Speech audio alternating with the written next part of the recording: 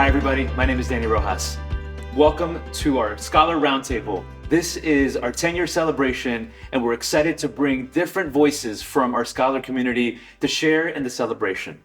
My name is Danny Rojas, and I'm the Executive Director of All-Star Code, and I have the privilege of introducing a set of amazing scholars that are going to join us today in this conversation.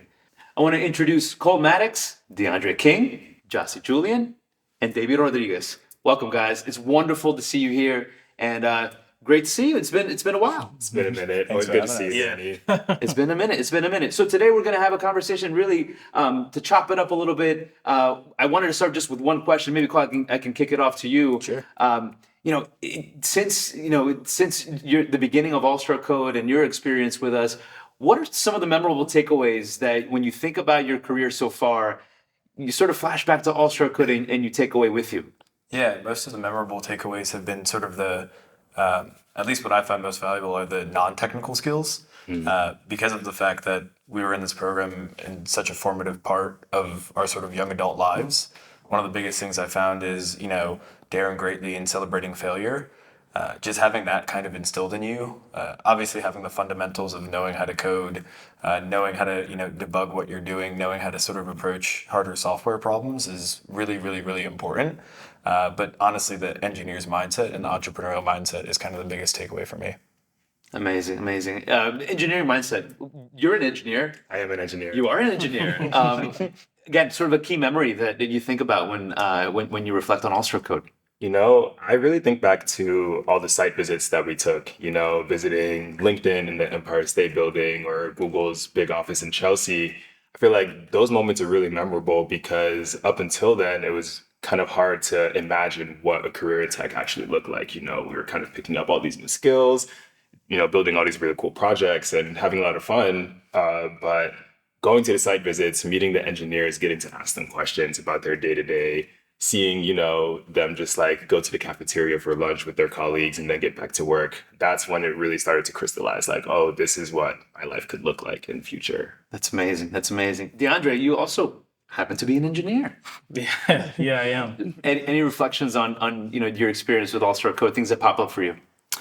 Honestly, I would say like the relationships that I've been able to build that have developed into brotherhoods, and then also, as it currently stands too, like extensions of my network, being able to really have friends that are of the same age and like are also in these great places that I can just, there's a phone call away. Like that's something that I really appreciated.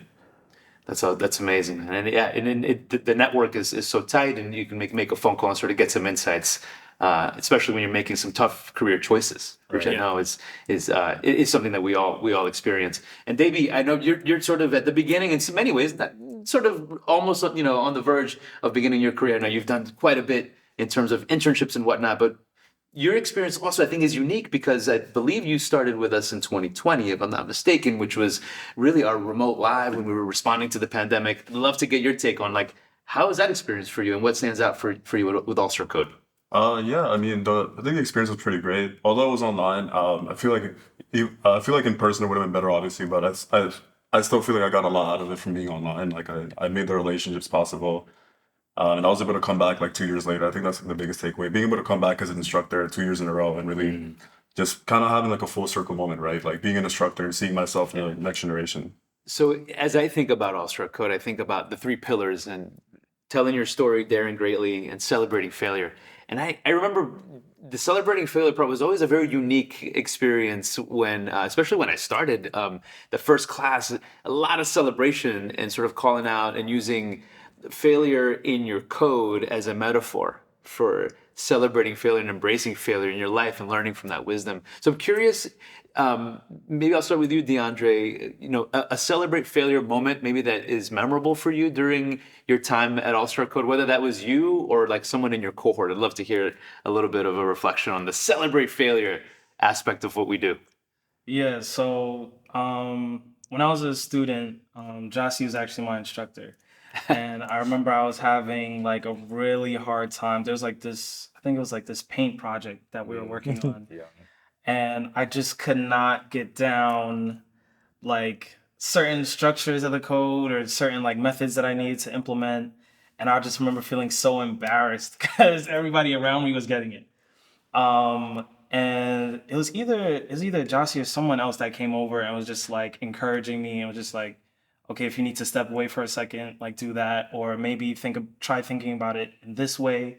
And that type of support, obviously like it translates outside of code in the classroom and more into life.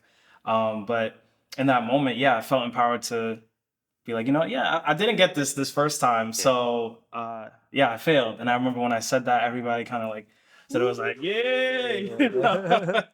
And it was strange because I mean, obviously like failure is something that is just naturally not, accommodated really well. And so to kind of like break out of that mold and kind of shift your perspective on it's actually a learning moment, it's a growth moment, like that truly did help me. So we were clapping. We were clapping it up during that time. yeah. That's great. Cole, when you think about celebrating failure in your All-Star Code experience, what comes to mind for you? Yeah, so during my All-Star Code summer intensive, I was in the Goldman Sachs cohort, and we were going to present one of the projects that we had worked on, and it was not only the folks from my cohort, but also some folks that worked at the firm. And as a kid, I was like terrified of public speaking. Right. And DeAndre's smirking because I think he remembers the story. And I had like a retainer in. And it was the day I got it, and I actually showed up to All-Star Code late, so I was like super disheveled, and it's like during the summer, so it was like hot out, so I was like hot and bothered, pulled up, like retainer in. I was like having trouble speaking, and like the two folks in my group both speak, and then it comes to me, and it's like inaudible. Oh, like no. It's just not happening. But like what I did get out is I have failed, and the whole like crowd like absolutely erupted. So like that was a big moment for me of just like, one, don't take things too seriously, but then also just like lean into where you're weak. So the biggest thing after that was every time I got the opportunity to speak publicly or speak in front of crowds of people, I did it.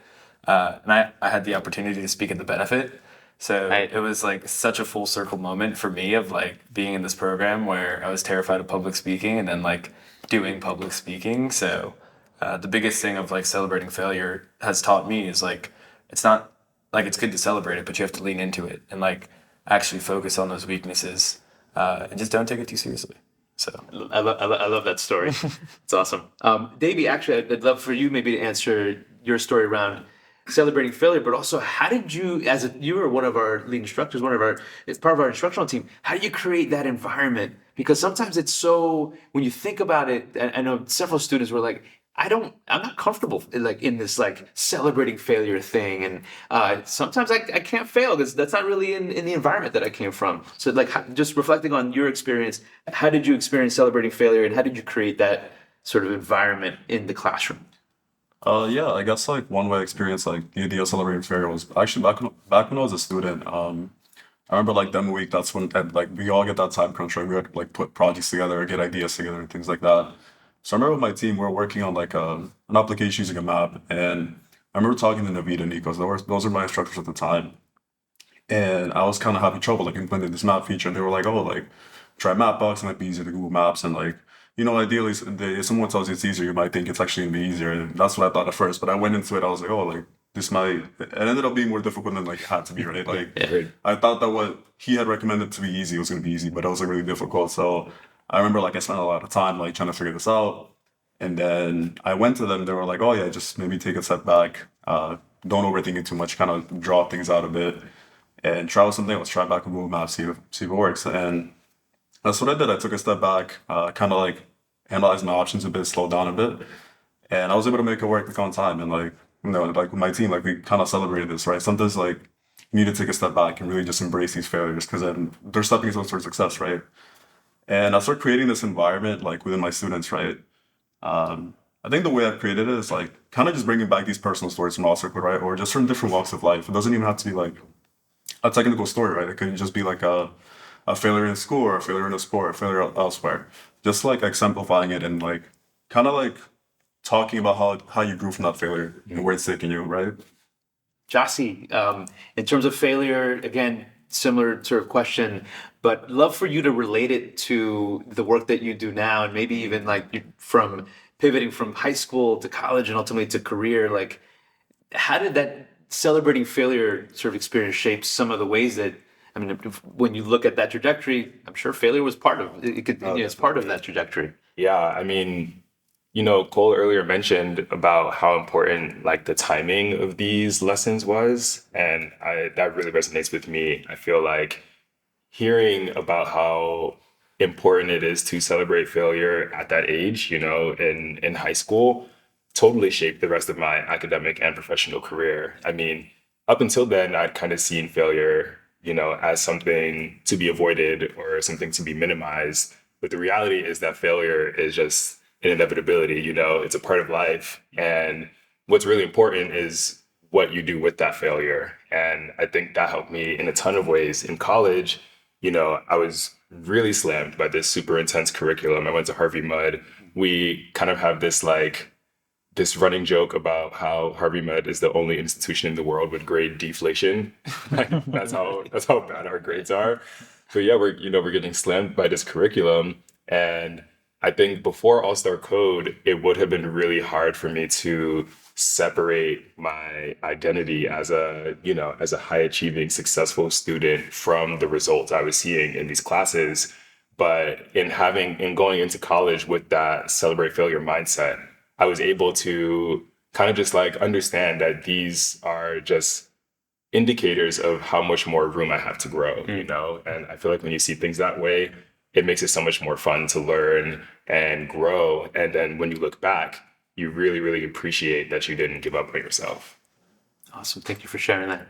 I want to kind of dive into the cohort experience, because I always feel like when you're in that cohort, there's so much sort of magic that happens, especially learning, I think, from different boys that have a different sort of lived experience than what each of you have. And I'm curious, when you think about your cohort and the folks that were in your cohort, I'd love to kind of dive in.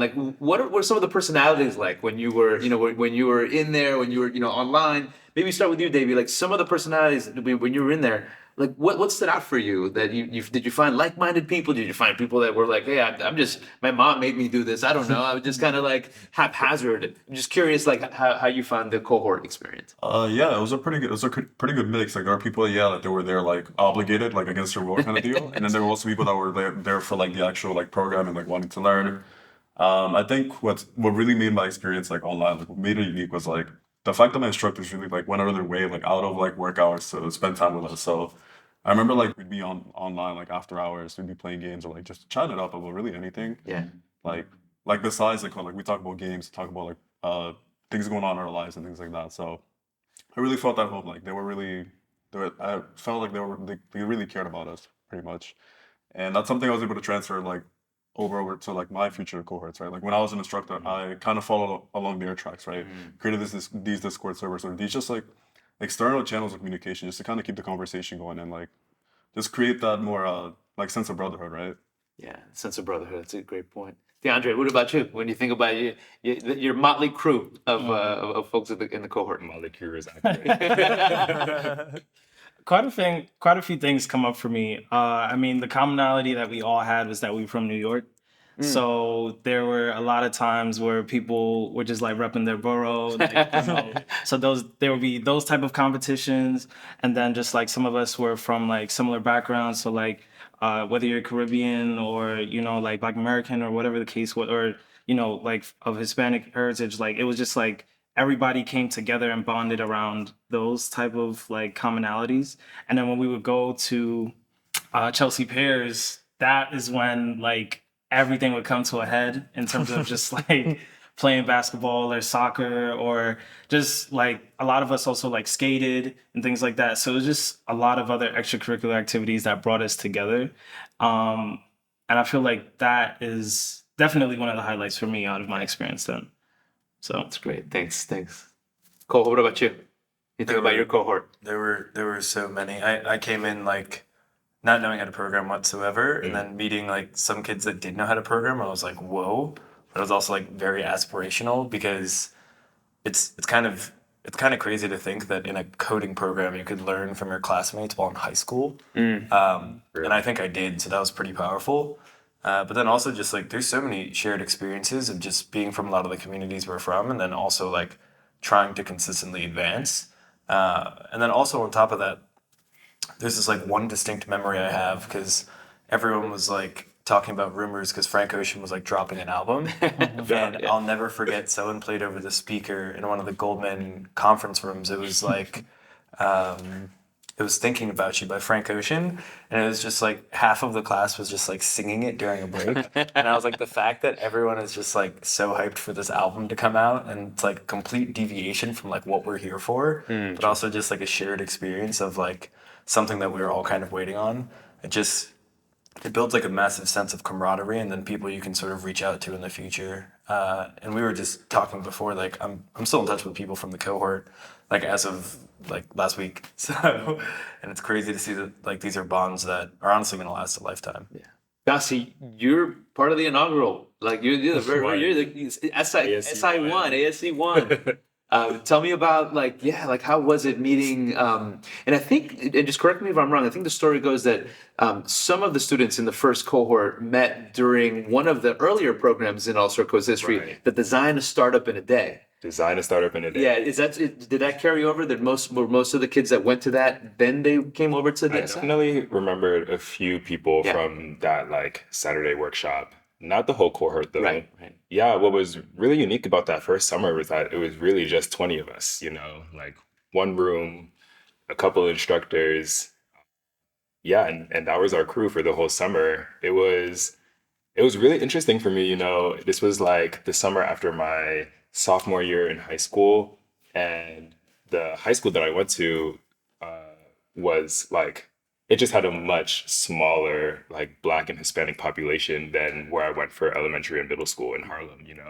So to suddenly be in a room where everyone around me is of that experience again was just like so affirming. I was like, dang, I really miss this.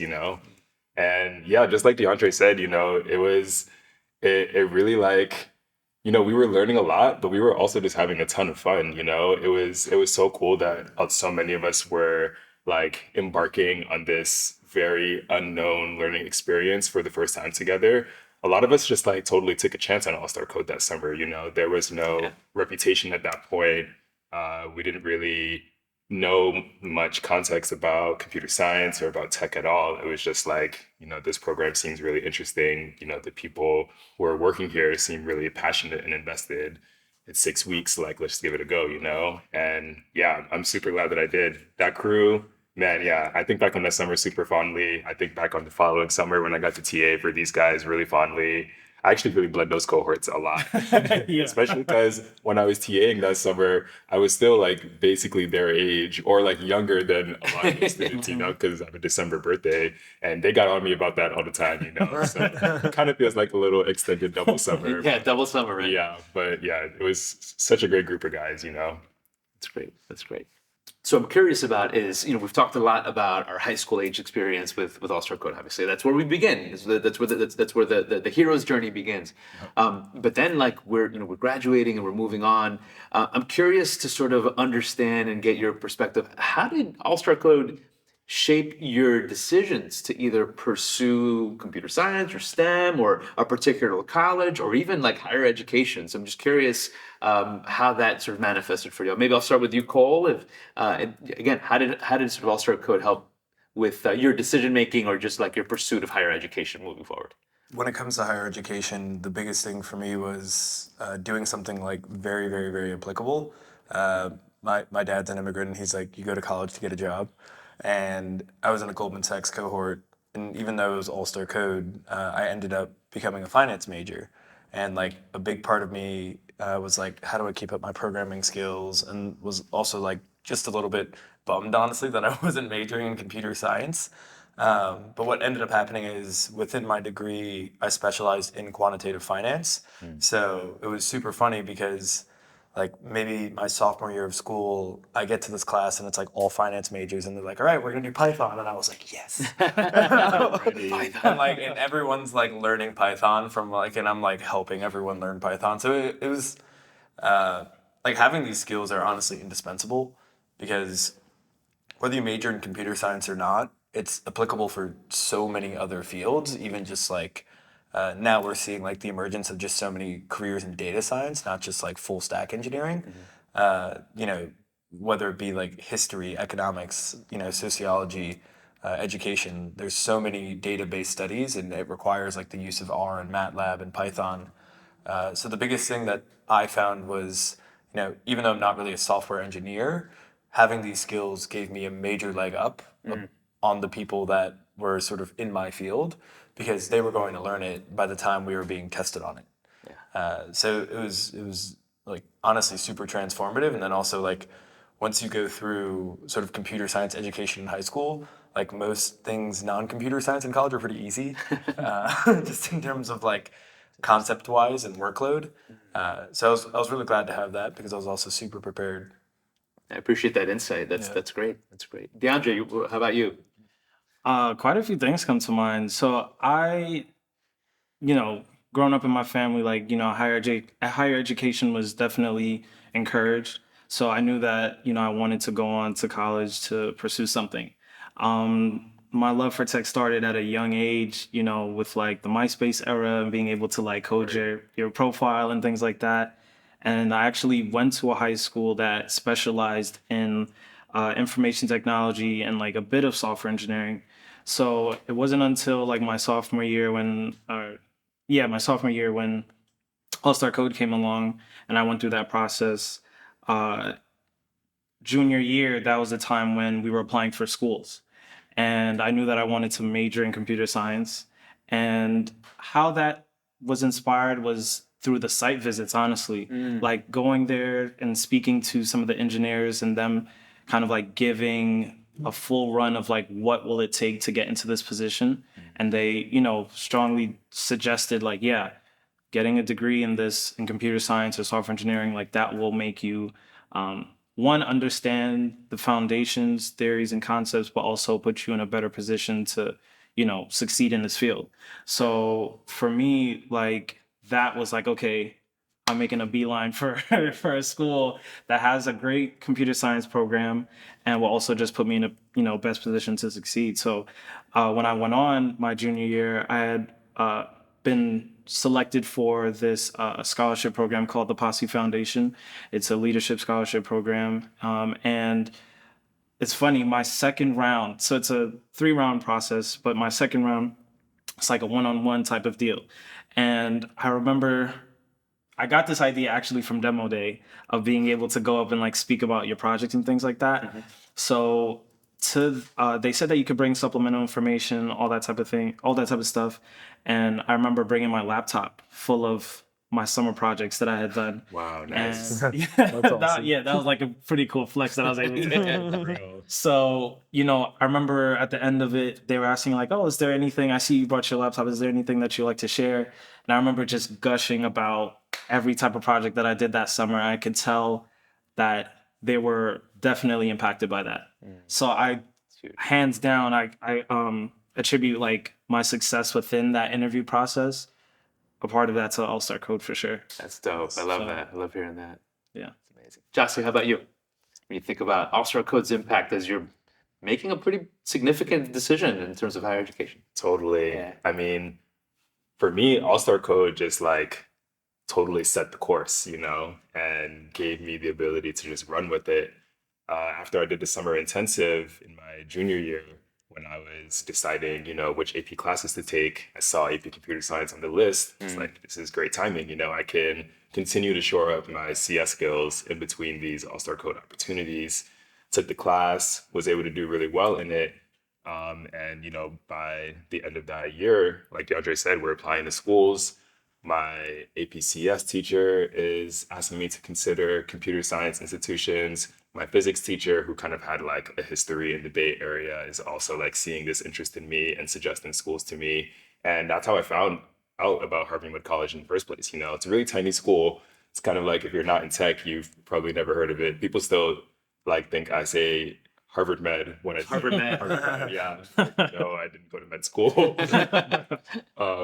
But yeah, I wouldn't have even been looking in that direction if not for All Star Code. And in connecting with CS and being super into it and developing my skills there, I was really able to just, pursue it as far as I have. And yeah, I think that's all because of All-Star Code. That's so cool. That's so cool. Harvard Med, though. You mean Harvard Med. I mean, also a nice, reputable institution. yeah. Not the path that I chose. No shade on Harvard Med. Right. Davey, when you think about decisions that you've made, and when you think about All-Star Code, what comes to mind in terms of higher education for you?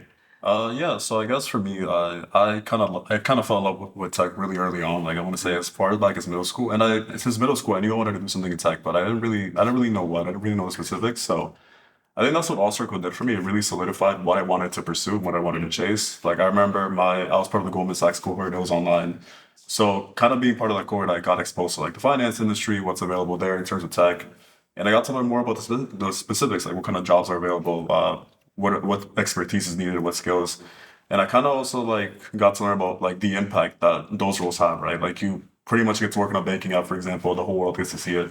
So that's something that really attracted me. So ever since I was like, okay, I want to pursue full stack. I want to pursue full stack within finance, and yeah, just really overall, that's what I've been kind of looking for now, like roles that are similar to that, they're impactful and within finance.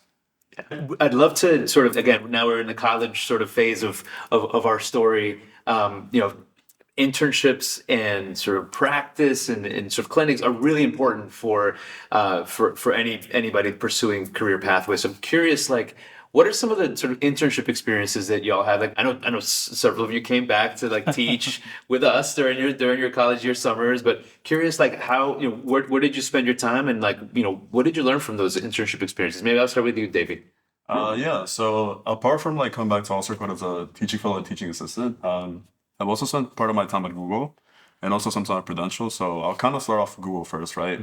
I was part of the Google Code Next program, which was pretty much really similar to All-Star Code, but kind of runs year round, right? Yeah. So with them, I was able to come back, be an instructor, and kind of continue the same, kind of like a similar mission as All-Star Code, right? I was able to teach high school age children about computer science, and not just like full stack web dev, but other topics as well.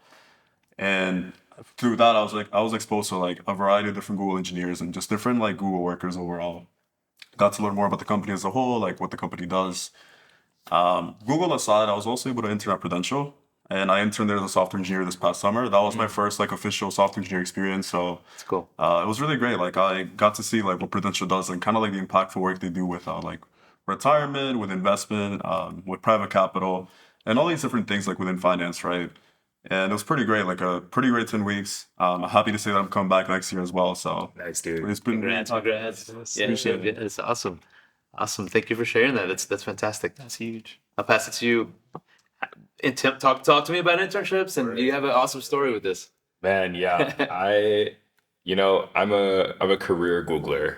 A career Googler. Yeah. Only ever interned at Google, only ever worked full time at Google. So I've got like 3 Google internships under my belt that I did when I was in college. The first summer I was on this really cool search team in Mountain View at headquarters. That was like the summer that I enjoyed most in terms of like the product that I was working on and the project that I was assigned. But I knew that the Bay Area wasn't really a fit for me. So there was a lot of learning that summer. The second summer I was on an ads team in LA at Google's Venice office, which was really, really cool. That was like, the LA office actually almost did get me that summer. Like just like the quality of life of those software engineers, their office is like a couple blocks from the beach. Yeah. People will like get into the office early to surf before like morning meetings, that kind of thing. I was like, okay, this is somewhere I can maybe see myself, Work-life balance, right? Right, very balanced. And then the third summer, I got to work on like an internal tools team in New York. And getting back to New York was kind of always my goal. As much as I enjoyed life on the West Coast, I really was looking for angles back home. And interning that summer after my junior year was exactly what gave me that angle. By the time I was deciding to convert back full time, I was able to leverage my experience having just been in that office. And on top of that, I was able to kind of like beg my recruiter to let me back into search instead of the team that I just interned on. Despite enjoying that work, I knew that of my 3 experiences, that was what I enjoyed the most. So kind of just like, got a couple internships under my belt at that point, put on my negotiation shoes. And I was like, I might turn this down if I can't be in New York and I can't work on search. Probably would not have turned it down. Right. But thankfully, my recruiter was able to keep that in mind when they were matching me with full-time roles. And that's how I ended up being able to work on search full-time now. So super grateful for those internship experiences. So three, is that right? 3. 3 back to back to back. Yeah. 3P. Awesome. DeAndre, talk to us about your experiences in internships and more. So yeah, I definitely came back a few times to All Star Code. I was like a TA for a few summers, and then my junior year summer, I was fortunate enough to intern at a business intelligence company, Sisense, and that was pretty cool because they had like a startup feel, and I remember going back to like site visits. Like that was one of I can't remember which one exactly, but I know we had like a site visit experience. So being able to be in that environment, kind of getting to learn, also like being introduced to like the finance side of tech as well, that helped me in understanding like where my passion lies, and that definitely informed me like in where I am now. So yeah, throughout my entire internship experiences, I would say like All-Star Code definitely equipped me with being able to develop my confidence and being able to teach the same theories and concepts I learned. And then taking that leap into a different field and having that type of internship. And then, yeah, that definitely inspired me in, becoming like a engineer where I am at now. So Thank you for sharing. Cole, Yeah. So internships. How important are they, and what happened? What was part of your pathway? So not only are internships super important, I actually never interned at a place where All-Star Code didn't actually get me in the door. So that's a true testament to honestly how strong the All-Star Code network is. I worked actually the summer after All-Star Code at Microsoft in a program doing AI research, which was super cool to be doing in high school. And then I took that next summer off because I was actually starting a nonprofit teaching financial literacy. And that was also partially inspired by All-Star Code. And then the summer after that, I actually worked in tech private equity for an All-Star Code supporter. So it was pretty cool to kind of get both sides of like doing tech research, sort of doing tech finance, and then also just having like nonprofit experience. So it's curious to see where it comes from, right? Word. Okay, so one question is how we stay grounded, right? In an age where we see sort of folks getting outreach pretty quickly. Obviously, there's so much happening in the world, whether that's polarization, whether that's the changing of tech and impacting society. There's so much happening around us, right? One of the things that I'll also mention, like we're in an economy of attention, right? So like this thing sometimes distracts, right? As opposed to really being able to power us up. I'm curious to kind of dive into some of your own personal practices of how you anchor and preserve, either protect your peace or increase your energy, or preserve that focus, because I know that it takes a lot to be able to do all the things that you do on a daily basis. So I'd love to start there. Maybe we can ping pong a little bit. DeAndre, if it's okay, I'd love to maybe start with you. What are some of the things that you do in your own personal practice to stay grounded in an age where there's a lot of noise out there? yeah, I personally believe like if DeAndre's not personally well, he can't be a good friend, he can't be a good brother, he can't be a good son, all of those things. So like oftentimes when I get overstimulated or things are just a bit overwhelming, I definitely take a step back, invest in self-care. So whether that's like taking an entire weekend to just be at home, rest, catch up on favorite shows, or taking myself out to eat. Those are things that I've identified that refuel me. And on a personal level. Yeah. And then I also feel like I find it important to like pay it forward. And I'm in this current position. How am I leaving the door open, or how am I setting a precedence for people to follow after me, people that look like me to follow after me? Yeah. So like that's why I like being able to go back to my high school and like speak to the juniors and seniors that are looking to go to college, or already got accepted to college and aren't pretty sure about what they have to expect. So there's that avenue. And then also just like going back to just the different communities I'm a part of and just like being of service, being of service in any type of way. So those are some things of how I kind of like handle that. Could I also maybe add a corollary to can you talk a little bit about your creativity and how what outlets do you use in order not only to remain grounded but also to spur creativity? Let's get into it. Yeah. So yeah, outside of those avenues, like I'm also a DJ. Right. And I've been fortunate enough to work with like renowned brands like Nike, the NBA Foundation, and just many other great companies, and then just be in some of the hottest clubs in New York. So that's been something that has been a great experience for me, a highlight for me. I mean, recently, myself and another All-Star Code scholar, we were one of the official partners for Afrotech, and we were able to go out there, throw an event for the community, and it went really well. So it's like those type of experiences definitely really charge me creatively, get me energized to want to do more. And so, yeah, those are a few things that come to mind. Appreciate that. Appreciate that. We got to put the playlist somewhere. We got to make sure we tap in. Always tap in. Cole, how about you? Just in terms of same question. Yeah, staying grounded is what I found to kind of be the most important part of like doing great work. Do not disturb is like the most powerful tool on your iPhone. Yo, bro. Like time limits on apps if you use them a lot or not, because sometimes you'll catch yourself using them.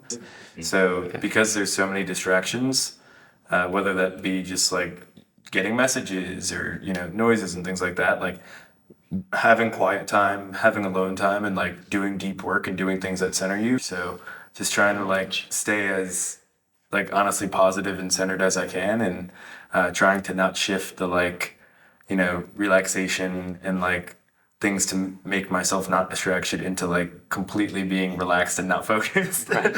So it's a fine line of just like someone touched on before is like having work-life balance. It's extremely important, but a big thing that people don't touch on for work-life balance is like, what do you do for that balance, right? Like if you're working and partying, that's not centered, right? You need a mix, honestly, candidly, of all of them, of working, having fun, talking to your family, recharging, relaxing. Just remind us, where do you lay your head? Where in the country are you now? Yeah, so right now I currently live in Miami, so originally from up here, and that's obviously where I was on All-Star Code, but it's nice to have warm weather year round. So it's the sunrise and sunset, not bad, right? Not bad. Awesome. Thank you for sharing, Cole. Djassi, how do you stay grounded? How do you tap into your creativity? Yeah, for me, I found that it's really important to be intentional about like scheduling rest, like blocking off time for rest. It's just, as a young person in New York City, there's just like always something you can be doing. You can always be at some party, always be eating at some cool restaurant, always be meeting new people, hanging out with your friends. There's no shortage of ways to spend your time. And sometimes it feels like because you can do something, you should do something. But I found that all that really does is ultimately just like totally drain me. So I've been trying to be really intentional about, like shutting the laptop firmly at like 6, at the latest. And making sure that if I, have plans one night over the weekend, that there's nothing waiting for me like the next morning or afternoon, so I can kind of just like lay out and recharge. Yeah, that's so important. Gosh, man, sometimes we run from one thing to the next.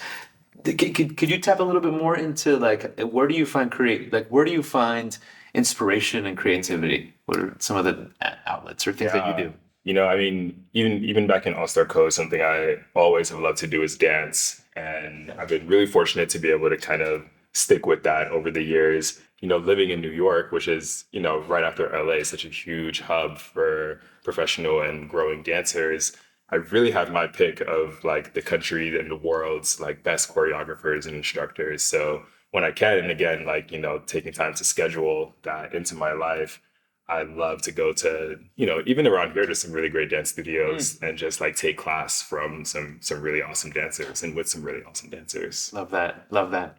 We'll have to link up. Maybe salsa. Salsa Okay. merengue. I love salsa. Yeah, me too. Me too. We'll definitely figure that out. Deyby, how about you? How do you sort of anchor? How do you stay focused and inspired? When things are getting like rough or like really overwhelming, I think something I really turn to is I guess like photography. Like let's say I'm having like a really taxing week. It kind of happens a lot now. Like for example, like we midterms and finals. For example, if I need a break, like what I like to do is like I like to go on a little bike ride, bring my cameras out, just take pictures. It doesn't even have to be like a perfect scenery. It could just be like something you're in the street or something by the pier or like even with friends. Like that's kind of how I disconnect.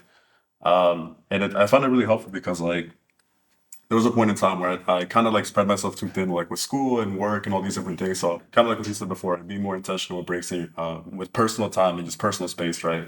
So photography is like kind of like my outlet. Another big one for me nowadays is the gym as well. It kind of started out for health, but now it's like I also use it for mental health as well.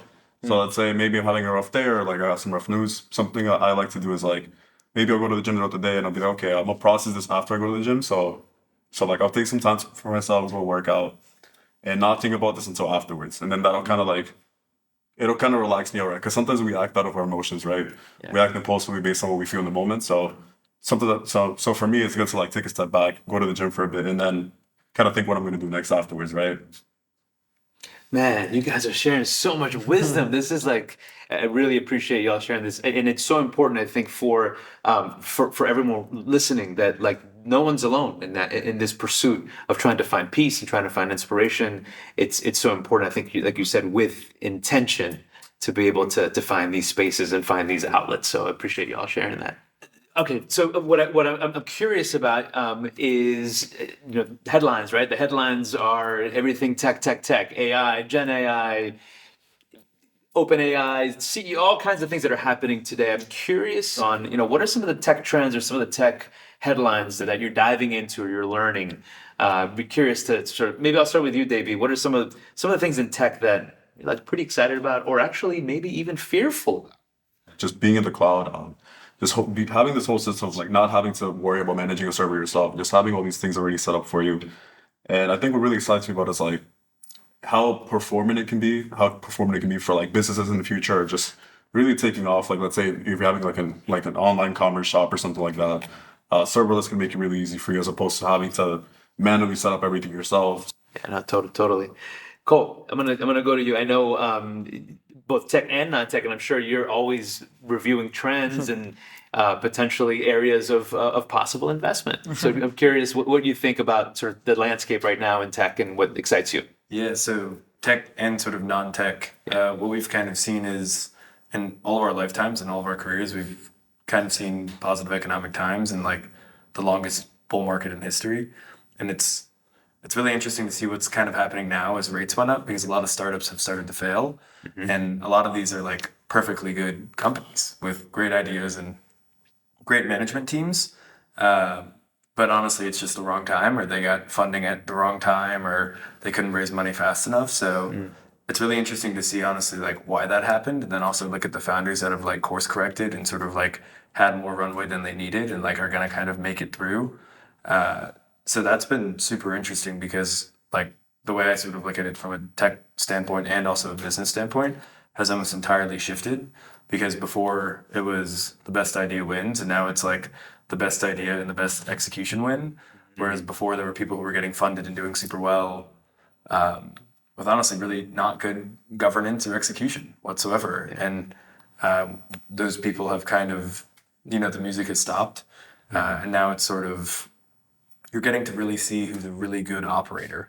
And a lot of these companies have, gone to do absolutely amazing things because of the fact that times have gotten much tougher. So obviously the AI craze is unbelievable, but there's also been a bunch of like really small, quiet advances in like things like quantum computing, also just cryptography and other things like that. So like tech side, those are kind of the things I'm keeping my eye on. Awesome. Appreciate that. DeAndre, what about you? So what are the things that's catching your attention, whether it's in the headlines or in the terminal, potentially? So one of the things that have caught my eye was ChatGPT.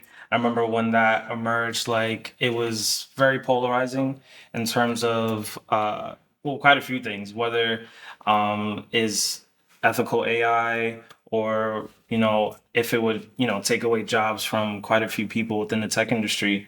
And for me, it doesn't affect me on my day to day. But when it comes to like my personal projects and passion projects that I'm working on, I find it to be more of a helping hand. Like especially with content creation, there's like a lot of AI tools that make my process a lot more efficient. And then like for just like, certain programming projects that I have, I find it to just assist. Like, I don't feel like it would necessarily take away from everything that I do, because I think like you can't account for one thing that I know is just like super important is that you can't discount human interaction. You can't discount different types of just like human decisions. And so all of those intangibles I find to be important.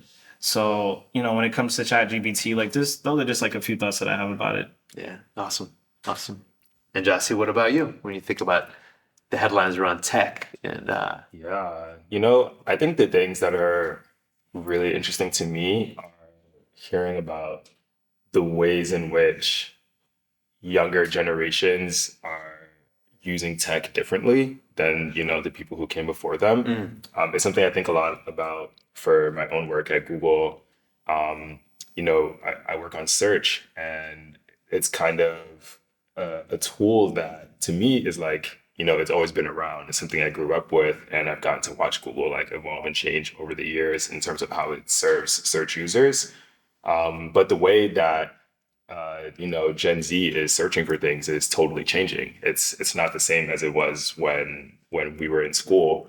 I feel like at the time, Google was this kind of like encyclopedic, authoritative source of information, and now that kind of perspective is just not really the only thing people are seeking when they're searching. They're looking for personal connections to these search results. They're looking for things that have been vetted by an actual person or an expert, or maybe someone who's not an expert, to offer that perspective. And it's really interesting thinking about how Google can maintain its brand as a source of truth, of knowledge and information, while also serving these new user needs and bringing authenticity to our search results as well. That's super interesting. Yeah, in terms of the habits and practices of this generation, which actually leads into it's a perfect segue, by the way. Lovely. It leads into my next question, which is, we're here celebrating our 10 years of All-Star Code, and y'all are representing the scholar community. And as I think about with that first class, right? This is 2013 when we go back 10 years ago. I mean, the world was a radically different place when it comes to tech and like what we use, client server. There's no serverless. Like there's all kinds of different sort of aspects. And now we're in the today. As we look at the next 10 years, right? What are some of the things that, as you think about the future of All-Star Code, right? Let's kind of maybe crystal ball a little bit and imagine, it's 2033. What do we see All-Star Code embracing? How do we see it shifting when we are painting the future of what All-Star Code represents today, but what it could represent in 2033? I'm not sure if anyone would like to maybe field it first. Cole, you want to try to take a crack at that one? Yeah. So Yeah. in New York, they've started with this trend of potentially making, I don't know if it's mandatory, or they're potentially making it mandatory for graduating high school and learning how to code. I know the demand for All-Star Code right now is like pretty big in terms of who applies, but in 10 years, it's going to be massive. Coding is going to be one of the skills that's like a prereq for a job like PowerPoint or Excel in 10 years, at least in my opinion. Yeah. So All-Star Code is not only on the forefront of it, but the demand is only going to go up. So I'm just personally excited to watch it just continue to grow and scale even way faster than the first 10 years. Awesome. I'm rooting with you. I'm rooting with you. DeAndre, you want to take the next? See into the crystal ball. What do we see in 2033? I imagine the ecosystem is going to be very different, and I think our reach will be far much more than it currently is. I think like right now we're, at least in my understanding, like a lot of the scholars that are in my class and that have came after me, they're in like the Fortune 500 companies and different industry, that type of industry with new technology emerging and just like the diversity and thought that will come. I believe that there'll be all-star code alums in the automotive industry. There'll be all-star code alums in the fashion industry, and I feel like the different types of uh, intersectionality that can happen, I feel it can be limitless. So those are some things that come to mind. It's awesome. I'll go to Deyby first, and then Djassi. What do you think, Deyby? Yeah, I guess for the future, because I know you actually mentioned this before in a different conversation. Like, I do see Ulster kind of going back to the in-person experience, but not fully, just being in that hybrid model, like you mentioned before. I feel like that'd be like a great thing to kind of go back to, right? Just to keep students more engaged, right? Just having like office visits, like you said. That's something I kind of see come back now that like we're out of that COVID phase, right? Bring everything back in person, right? But also keeping it online, right? Just to kind of keep that accessibility aspect, so that not just people who are like nearby, like a big city, can access it, but also someone who's maybe like out of the countryside can also like take part in programs like this, right? Awesome. Awesome. Yeah, hear that. What about you, Djassi? I think one of the things that would be really important for All-Star Code, and this is kind of a value that All-Star Code has always had, but I think will be particularly important moving forward, is making sure that we're instilling these ideas of ethics and social responsibility and social justice into the scholars during the SI. I think it's actually super easy to be a person who studies computer science and never really have to confront the question of ethics in your teaching, in the course of your academic journey. Right. And those resources are available to the people who seek them out.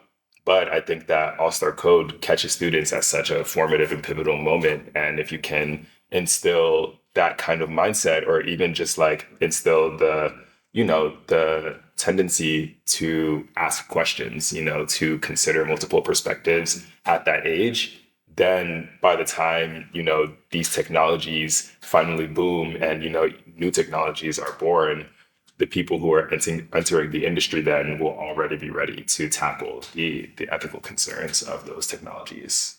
Yeah, I couldn't agree more with that too. I mean, when we think about it really, the technologies will continue to emerge and evolve, but it's critical thinking, it's strategic thinking, and it's sort of really an engineer's mindset. I think back to some of the earlier comments. How do we sort of deconstruct big problems Right. into manageable pieces, and then overlay this responsibility that we have to community, Right. so responsibility that we have to one another.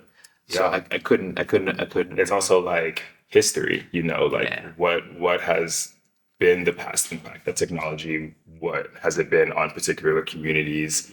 How has that impact changed as the technological landscape has changed? So I think it's really about taking that multidisciplinary approach and making sure that people are well-rounded in their studies. That's going to make, like exciting and really talented engineers in the future. Couldn't agree more.